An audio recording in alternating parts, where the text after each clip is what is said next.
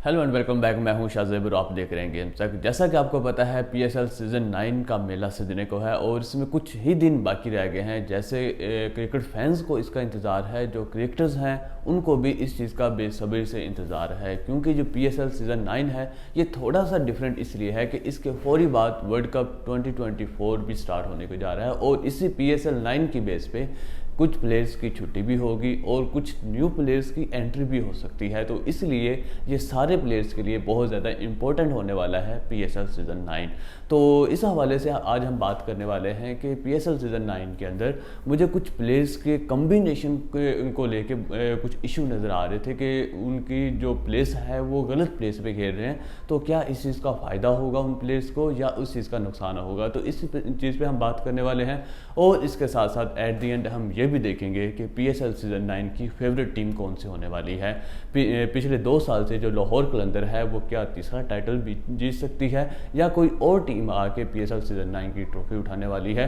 तो at the end मैं अपना एनालिसिस भी दूंगा कि मेरे लिए इस सीज़न में कौन सी टीम फेवरेट है और कौन सी टीम जो ट्रॉफी वो उठा सकती है। तो सबसे पहले हम बात कर लेते हैं कि कुछ कम्बिनेशन हैं जो मुझे गलत लग रहे हैं। तो सबसे पहले हम बात कर लें बाबर आजम के हवाले से कि बाबर आजम इंटरनेशनल के अंदर जब वो खेलते हैं वो तीसरे नंबर पे खेलते हैं, लेकिन पेशावर ज़ल्मी के चूँकि जो बाबर आजम वो कैप्टन है तो इसलिए वो खुद को ओपन मतलब खुद से ही वो ओपन करने वाले हैं। तो ये एक गलत कम्बिनेशन है कि इंटरनेशनल में आप तीसरे नंबर पे खेल रहे हो और लीग के अंदर आके चूँकि आप कैप्टन हो तो आप अपनी जगह तब्दील कर रहे हो और ओपन कर रहे हो खुद से। तो ये उसके बाद यहाँ पे अगर वो अच्छा परफॉर्म कर भी लेंगे, लेकिन उसके बाद जब दोबारा से वर्ल्ड कप खेलने के लिए जाएंगे तो वहाँ पे मसला हो सकता है बाबर आजम की उनको फॉर्म के लेके कि भाई, क्योंकि डेफिनेटली जब आप स्विच करते हो तो आपको जो वो इफेक्ट होता है वो नज़र आता है कि और आपके लिए मुश्किल भी हो जाता है खेलने के लिए। और उसके बाद जो दूसरा है वो सैम अयूब पीछे हमने देखा है कि न्यूजीलैंड की सीरीज़ के अंदर उनका डेब्यू हुआ था और इसके अलावा जितने भी डोमेस्टिक अंदर खेल रहे हैं वो ओपन ही कर रहे हैं। लेकिन बाबर आजम को चाहिए कि बाबर आजम खुद तीसरे नंबर पे खेलें और सैम अयूब से ओपन करवा दें। सैम अयूब और हारिस मतलब ये दोनों ओपन करते हैं और तीसरे नंबर पर बाबर आजम खेलते हैं तो वो उसी नंबर पर आ सकते हैं और उनके पास ऑप्शन भी है। लेकिन बाबर आजम इस तरह से नहीं कर रहे और सैम अयूब को शिफ्ट किया जा रहा है तीसरे नंबर पर। और उसके बाद अगर उनकी सिलेक्शन हो जाती है T20 वर्ल्ड कप के लिए तो फिर दोबारा से जो सैम अयूब है वो वर्ल्ड कप के अंदर ओपन करेंगे। तो ये एक मसला हो सकता है। और इसके साथ अगर हम लाहौर कलंदर की बात करें तो जिसमें जो हारिस रऊफ हैं, हारिस रऊफ इंटरनेशनल के अंदर वो क्या कर रहे हैं कि न्यू बॉल के साथ ओपन करते हैं, न्यू बॉल करते हैं। और लाहौर कलंदर के अंदर क्योंकि जो शाहीन अफरीदी और ज़मान खान न्यू बॉल करते हैं, जो हारिस रऊफ है उनको दोबारा से पीछे मतलब जो पुरानी बॉल है वो दी जाएगी। तो ये भी मसला हो सकता है कि जो हारिस रऊफ हैं वो इस तरीके से परफॉर्म ना कर सकें। तो ये कुछ इश्यूज़ हैं जो मुझे लग रहे हैं। जो प्राइम प्लेयर्स हैं, बेसिकली जो हारिस रऊफ है ये भी पाकिस्तान की जो टीम है इनके अंदर प्राइम बॉलर्स हैं और इसके साथ जो बाबर आजम है वो प्राइम बैटर हैं। इसके साथ जो हमारे पास जो सैम अयूब हैं वो भी मतलब एक इमर्जिंग प्लेयर हमें नज़र आ रहे हैं। तो इसलिए ये कुछ इश्यूज़ हैं जो आगे T20 वर्ल्ड कप के हवाले से हमें फेस करने को मिल सकते हैं। क्योंकि और इसके साथ जो एक मेन चीज़ जो फ़खर ज़मान है, फ़खर ज़मान चूँकि जो इंटरनेशनल जहाँ पे वो खेलते हैं तो वो चौथे नंबर पे आते हैं और लाहौर कलंदर आके वो ओपन कर रहे हैं। तो उसके बाद जब दोबारा से ये T20 वर्ल्ड कप खेलने के लिए जाएंगे तो वहाँ पे भी क्या होगा कि जो फ़खर ज़मान है वो चौथे नंबर पे दोबारा शिफ्ट हो जाएंगे। तो ये एक मतलब पहले नंबर से दोबारा चौथे नंबर जाने में तो ये बहुत ज़्यादा इफेक्ट होता है। तो इसलिए इन प्लेयर्स को अपने लिए वही प्लेस सेट करनी चाहिए जहाँ पर ये खेलते हैं। अगर ये लीग्स हैं तो यहाँ पे पहले आ जाएंगे और उसके बाद जब इंटरनेशनल में जाएंगे तो फिर कहेंगे भाई वो मेरी जो प्लेस है वो चेंज हो गई है इसलिए रन्स नहीं आ रहे।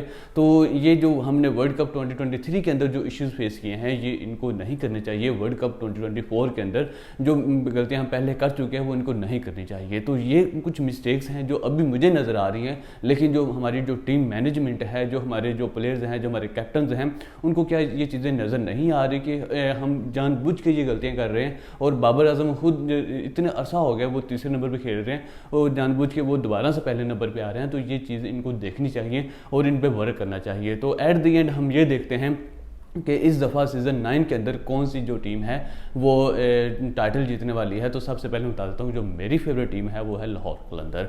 लाहौर कलंदर में पिछले 2 साल के अंदर विनर रही है और इसके साथ जो मुल्तान सुल्तान है वो रनर अप रही है। तो इसलिए इस सीज़न के अंदर मैं ये नहीं कहूँगा कि लाहौर कलंदर ही टाइटल जीतने वाली है, क्योंकि उसकी वजह मैं आपको बताता हूँ कि लाहौर कलंदर की स्पिनर की जो जान है वो है राशिद खान, और राशिद खान इस दफ़ा अवेलेबल नहीं होंगे कि उनकी इंजरी के कंसर्न चल रहे हैं और वो अवेलेबल नहीं हैं। तो इसलिए मुझे लगता है, और इसके साथ जो वजह है वो जमान खान और राशिद खान का बहुत अच्छा कॉम्बिनेशन बनता था, जिसकी वजह से वो एक अच्छा स्पेल जाता था इनका। और हमने देखा है जो मुल्तान सुल्तान है वो लाहौर कलंदर को अच्छा खासा टफ टाइम देती है, और मतलब जब इनका मैच होता है बहुत क्लोज जाता है, और उसके अंदर जो मेन रोल होता है वो जमान खान और इसके साथ जो राशिद खान है वो मेन रोल प्ले करते हैं।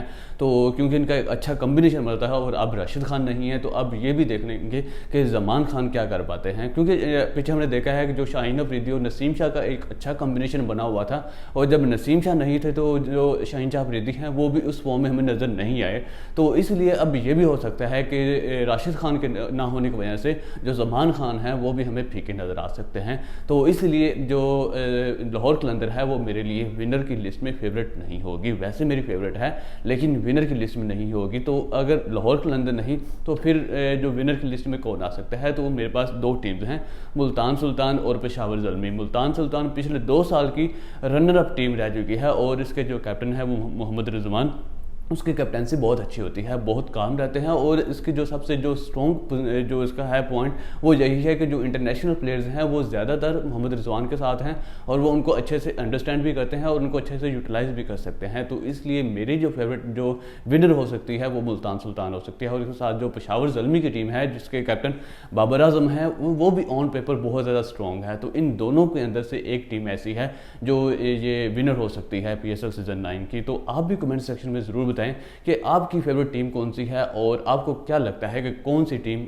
ये सीज़न 9 की ट्रॉफी उठाने वाली है। तो अभी इस वीडियो के अंदर इतना ही। अभी तक अगर आपने हमारे चैनल को सब्सक्राइब नहीं किया हुआ तो वो कर लें, और वीडियो को भी लाजमी लाइक कर लें, और बेल आइकन पर भी प्रेस कर लें।